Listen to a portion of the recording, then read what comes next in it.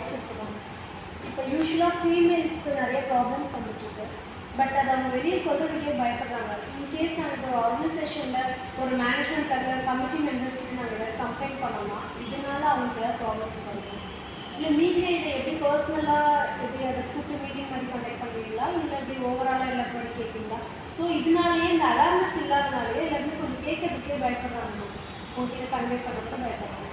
ஆக்சுவலாக என்னென்னா visa committee அப்படிங்கிறது வந்து இப்போ எல்லாருக்குமே ஒரு ப்ராப்ளம் இருக்குது அப்படின்னா அது சொல்கிற மாதிரி வந்துட்டு அந்த ப்ராப்ளத்தை சொல்கிறதுக்கு தயங்குவாங்க. ஸோ இது வந்து கவர்மெண்ட்டே என்ன பண்ணியிருக்காங்க இப்போ அப்படின்னா வந்துட்டு ஒரு கமிட்டியை ஃபார்ம் பண்ணி அந்த கமிட்டி மூலமாக இந்த கம்ப்ளைண்ட்டே நீங்கள் கொண்டு வரலாம். இப்போ அதாவது இப்போ எல்லா இடத்துலையும் பார்த்தீங்கன்னா ஆல்மோஸ்ட் ஃபீமேல் எல்லாமே ஒர்க் பண்ண ஆரம்பிச்சிட்டாங்க. இப்போ மார்னிங்லேருந்து கிளம்பி ஈவினிங் வரைக்கும் வராங்க அப்படின்னா அவங்க வந்து ஒரு 8 hours 9 hours 12 hours இந்த மாதிரி ஒரு ஒர்க் பண்ணுற இடத்துல ஒர்க் பண்ணுறாங்க. அந்த இடத்துல அவங்களுக்கு அவங்க கூட வேலை செய்கிற மெயின் ஸ்டாஃபால் ஏதாவது ப்ராப்ளம் வருது. பட் வந்து இப்போ ஒரு ஹை போஸ்டிங்கில் இருக்கிறாங்க அவங்களுக்கு மேலே உள்ள ஒரு எம்டிஸோ இல்லை டைரக்டர்ஸோ இந்த மாதிரி யாரும் அவங்களால கூட ஒரு ப்ராப்ளம் வந்து சொல்ல தயங்குறாங்க. இல்லை நீ இப்படிலாம் எனக்கு ஒத்துழைச்சிட்டுனா உனக்கு நான் ஹை போஸ்டிங் கொடுக்குறேன் இந்த மாதிரிலாம் வந்து இருக்கும்போது அவங்க சொல்ல தயங்குவாங்க. சொன்னால் ஏதாவது ப்ராப்ளம் ஆகிடுமா, இல்லை நம்மளை வேலையை விட்டு அனுப்பிடுவாங்களா அப்படின்னு இந்த மாதிரிலாம் இருக்கும்போது அவங்க வந்து இதை ஒரு தயங்காமல் ஒரு கமிட்டி மூலமாக கொண்டு வரணுங்கிறதுக்காக தான் இதை வந்து விசா கமிட்டி அப்படிங்கிறது. ஆக்சுவலாக விசா கமிட்டி அப்படின்னா என்ன அப்படின்னு பார்த்தீங்கன்னா ராஜஸ்தானில் பன்வாரி தேவின்னு ஒருத்தவங்க இருந்தாங்க. அவங்க வந்து கவர்மெண்ட் எம்ப்ளாயி, அவங்க வந்து சோசியல் ஒர்க்கர் கூட. அவங்க இருக்கிற ஏரியாவில் ஒரு குழந்தை திருமணம் நடந்துச்சு. அந்த குழந்தை திருமணத்தை அவங்க தடுத்தாங்க. அந்த குழந்தையோட அப்பாவும் அவங்க கூட சேர்ந்து அவங்க ஒரு பெரிய பொலிட்டிஷியன் இருந்தாங்க. 10 பேர் சேர்ந்து அவங்க வந்து ஒரு கேங் ரேப் பண்ணாங்க. பாலியல் வன்முறை பண்ணதுனால அவங்க அந்த இடத்துல தோண்டு போகலை. எனக்கு வந்து இந்த மாதிரி ஆயிடுச்சுன்னு சொல்லிட்டு உட்காரல. அவங்க உடனே என்ன பண்ணாங்க, அடுத்தது போலீஸ் ஸ்டேஷன் கம்ப்ளைண்ட் கொண்டு போனாங்க. பட் அவங்களுக்கு வந்து ரெமெடி கிடைக்கல. அதுக்கப்புறம் கோர்ட்டுக்கு போனாங்க, அங்கேயும் ரெமெடி கிடைக்கல. அதுக்கப்புறம் வந்து விசாகாங்கிற ஒரு என்ஜிஓ, அந்த மகளிருக்கான ஒரு இதெல்லாம் இருக்குது, அந்த மாதிரி ஒரு என்ஜிஓ அவங்களும் ப்ளஸ் அதர் என்ஜிஓ அவங்க எல்லாருமே சேர்ந்து என்ன பண்ணியிருக்காங்க அப்படின்னா அதுக்கப்புறம் இதை மேல்முறையீடு பண்ணலாம் அப்படின்னு சொல்லிட்டு அடுத்த லெவலுக்கு கொண்டு போயிருக்காங்க. அங்கே கொண்டு போது இந்த இன்சிடென்ட் வந்து 1992 நடந்துச்சு.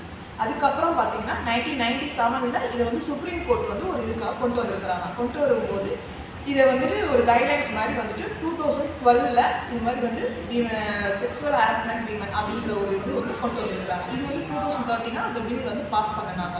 2013 இது வந்து வெளியில் வந்து கொண்டு வராங்க. இது வந்து ஒரு கைட்லைன்ஸாக கொண்டு வந்து இந்த மாதிரி ஒரு செக்ஸுவல் ப்ரொடக்ஷன் அப்படின்னு சொல்லி கைட்லைன்ஸ் கொண்டு வராங்க. அந்த கைட்லைன்ஸ் கொண்டு வந்து அதுலேருந்து விமனுக்கு எங்கெல்லாம் ப்ராப்ளம் நடக்குதோ அது மூலமாக இந்த கைட்லைன்ஸ் மூலமாக அவங்களுக்கு ஒரு அவேர்னஸ் கொண்டு வரணும் அப்படின்னு சொல்லி இந்த விசா மூலமாக போனதுனால அதுக்கு பேர் இது விசாவாகம்னு சொல்லி கொண்டு வந்தாங்க.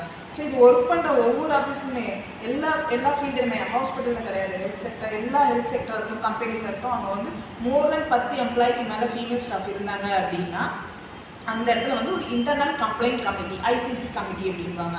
அந்த கமிட்டி ஃபார்ம் பண்ணி அந்த கமிட்டி மூலமாக அவங்க அந்த ப்ராப்ளத்தை கொண்டு வரலாம். இந்த கம்ப்ளைண்ட் என்ன அப்படின்னு பார்த்தீங்கன்னா இப்போ அவங்க வந்து ஒரு ப்ராப்ளம் ஃபேஸ் பண்ணுறாங்க. அவங்களுக்கு என்ன மாதிரி ப்ராப்ளம் அப்படின்னா செக்ஸுவல் ஹராஸ்மெண்ட் இந்த மாதிரி ஏதாவது வந்து ஒரு கஞ்சாடை காட்டுறது, ஒரு வீடியோ அனுப்புறது, இல்லை வேறு மாதிரி ஏதாவது ஒரு மெசேஜ் பண்ணுறது, இல்லை வேறு ஒருத்தர்கிட்ட இந்த மாதிரி கொடுத்து அந்த மாதிரி ரிலேட்டடாக ஏதாவது ஒரு ப்ராப்ளம் வரும்போது அப்போ வந்து இவங்க வந்து அந்த இதை எப்படி சொல்ல தயங்காமல் உடனே டைரெக்டாக அந்த கமிட்டியில் சில மெம்பர்ஸ்லாம் இருப்பாங்க, சில சேர்மன்ஸ் அந்த இதில் இருக்கிற முக்கியமான ரோலில் இருக்கிறவங்க இன்சார்ஜஸ், அதுக்கப்புறம் அது இல்லாமல் வெளியிலேருந்து ஒரு பர்சன் என்ஜிஓ ஸ்டாஃப் லாயர் இந்த மாதிரி யாராவது ஒருத்தர் இருப்பாங்க. ஸோ அவங்க வந்து இந்த கமிட்டியில் இருப்பாங்க. அந்த யார் பாதிக்கப்பட்டாங்களோ அவங்க வந்துட்டு இந்த கமிட்டியில் கொண்டு போகலாம். அப்போ வந்து அந்த கமிட்டியில் உள்ளவங்க என்ன பண்ணுவாங்க அப்படின்னா அந்த ப்ராப்ளம் உண்மையா அப்படிங்கிறத விசாரிப்பாங்க. விசாரிச்சுட்டு அதுக்கான எவிடன்ஸ் என்னென்ன இருக்குது, அதுக்கான கேமராஸ் ஏதாவது இருக்குது அப்படின்னா அதெல்லாம் சர்வேலன்ஸ் எல்லாமே வந்து கலெக்ட் பண்ணிவிட்டு யார் கம்ப்ளைண்ட் கொடுத்தாங்க, யார் மேலே கொடுத்தாங்கன்னு சொல்லி அவங்கள எல்லாருமே வந்து கூப்பிட்டு வச்சு விசாரிச்சு வித்தின் 60 டேஸ்க்குள்ளே அந்த ப்ராப்ளம் என்னவோ அதை ஷார்ட் அவுட் பண்ணுவாங்க. அதில் பார்த்தீங்கன்னா சின்ன ப்ராப்ளம் அந்த ஸ்டாஃப் வந்து ஓகே இவரை வந்து ஒரு 2 days சஸ்பெண்ட் பண்ணால் போதும் அப்படின்னா ஓகே. இல்லை இது ஒரு பெரிய ப்ராப்ளமாக இருக்குது அப்படின்னு சொன்னால் இவங்களோட சேலரியிலேருந்து காம்பன்சேட்டாக பிடிச்சி அவங்களுக்கு அதை கொடுக்கலாம். இல்லை அதுவுமே இல்லை அப்படின்னா அவரை டெர்மினேட் பண்ண கூட பண்ணலாம்.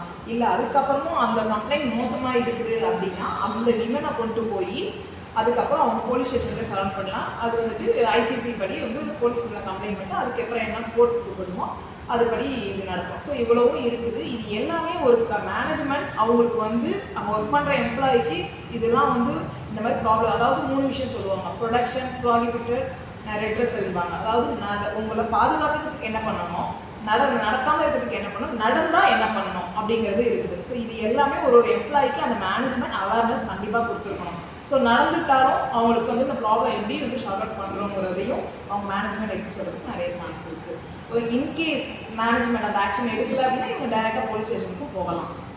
ஸோ அவங்க மேலேயே எடுக்க சான்ஸ் இருக்குது. அப்படி எடுக்கும்போது அந்த மேனேஜ்மெண்ட் இவ்வளோ ப்ராப்ளத்தை ஒரு லேடி வந்து இவ்வளோ பண்ணியிருக்காங்க, அங்கே எதுவுமே ஆக்ஷன் எடுக்கலை, அந்த மேனேஜ்மெண்ட்டே எதுவும் சப்போர்ட் பண்ணலாம், அவங்க டைரெக்டாக போலீஸ் கம்ப்ளைண்ட் பண்ணிவிட்டு அவங்க விசாரிக்கும் போது அதுக்கப்புறம் இவங்க அந்த மேனேஜ்மெண்ட் மேலேயே ஆக்ஷன் எடுப்பாங்க. ஏன்னா அந்த மேனேஜ்மெண்ட் இப்படி ஒரு ப்ராப்ளம் அவங்க ஃபேஸ் பண்ணிட்டு இந்த கமிட்டி ஃபார்ம் பண்ணியிருந்தாங்கன்னா இயர்லி ஒன்ஸ் கவர்மெண்ட்டுக்கு அவங்க ரிப்போர்ட் சப்மிட் பண்ணணும். ஸோ இது எல்லாமே இருக்குது. இது எல்லா ஹாஸ்பிட்டல்லையுமே எல்லா ஃபீல்டுலையுமே எல்லா இதுலையுமே இருக்குது. இதுதான் இந்த கமிட்டியோட. Thank you so much. Vishaka committee பற்றி ப்ரீஃபாக எக்ஸ்பிளேஷன்ஸ் கொடுத்துருக்கீங்க. இதனால எனக்கு ரொம்ப awareness. Thank you so much. Thank you.